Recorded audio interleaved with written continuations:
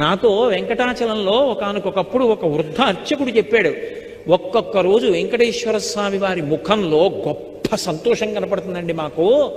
అలా కనపడింది అంటే మేము మరునాడు వస్తున్న వాళ్ళని చూస్తాం, ఎవరో ఒక పరమభక్తుడు వస్తాడు గుడికి అని చెప్పారు. అలాంటి వాడు ఒకడు వస్తాడు, లక్ష్మి.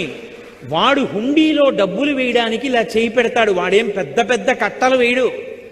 వాడు ఒక పావలా కాసో 2 రూపాయలో వదులుతాడు.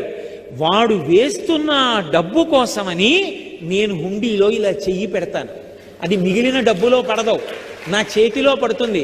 అది తీసి ధనదుకు వడ్డీకి ఇచ్చి కుబేరుడి వడ్డీ దాంతో కడతాను.